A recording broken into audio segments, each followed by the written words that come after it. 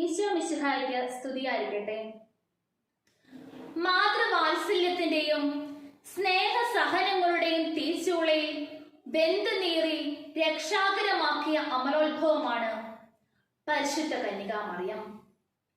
നീതിമാന്റെ രക്തം വീണ് ഭൂമി കുതിരുമ്പോഴും രക്ഷകനിലേക്ക് നോക്കി അവസാനം വരെ സഹിച്ചു നിന്ന പരിശുദ്ധ അമ്മയിലാണ് മാതൃത്വം അതിന്റെ എല്ലാ നന്മകളോടും കൂടി ഉൾക്കൊണ്ടിരിക്കുന്നത്.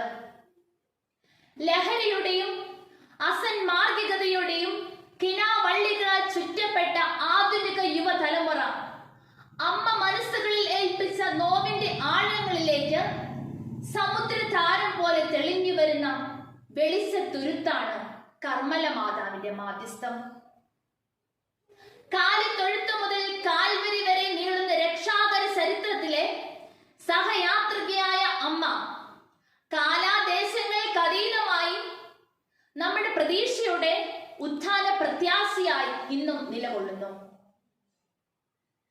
ദൈവഹിതത്തോടുള്ള സമ്പൂർണ്ണ വിധേയത്വത്തിന്റെ ഇതാ കർത്താവിന്റെ ദാസി എന്ന സമർപ്പണത്തിലും അവൻ പറയുന്നത് പോലെ ചെയ്യുക എന്ന ജീവിത പാഠങ്ങളുടെ കാനായിലും പരിശുദ്ധാത്മ നിവേശത്തിന്റെ സെഹിയോത്ശാലയിലും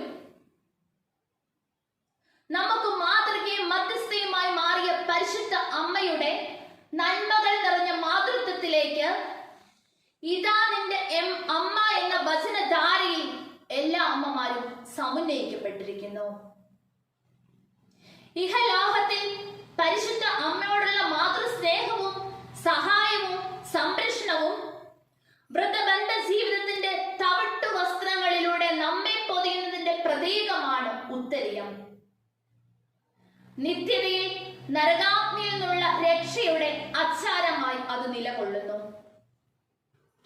1251 ജൂലൈ 16 വിശുദ്ധ സൈമൺ സ്റ്റോക്കിനുണ്ടായ ദർശന പുണ്യമായി കർമ്മലീത സഭ അംഗങ്ങളുടെ ഇടയിൽ തുടങ്ങി ലോകം മുഴുവൻ പടരുന്ന വിശ്വാസ പുണ്യമായും ദൈവഹിത സമർപ്പണത്തിന്റെ പ്രതീകമായ ഈ ഉത്തരീയം നന്മ നിറഞ്ഞ അമ്മമാരുടെ കരുതലും കാവലുമാണ്.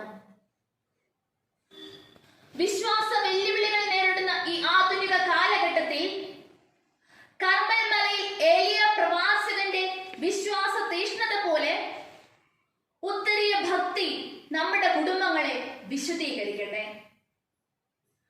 അങ്ങനെ ദൈവസ്നേഹത്തിന്റെ കനിവും നനവും നിറഞ്ഞ ഒരു പുതിയ ഭൂമിയും പുതിയ ആകാശവും നമുക്ക് സംലഭ്യമാകട്ടെ എന്ന പ്രാർത്ഥനയോടെ നിർത്തുന്നു. നന്ദി, നമസ്കാരം.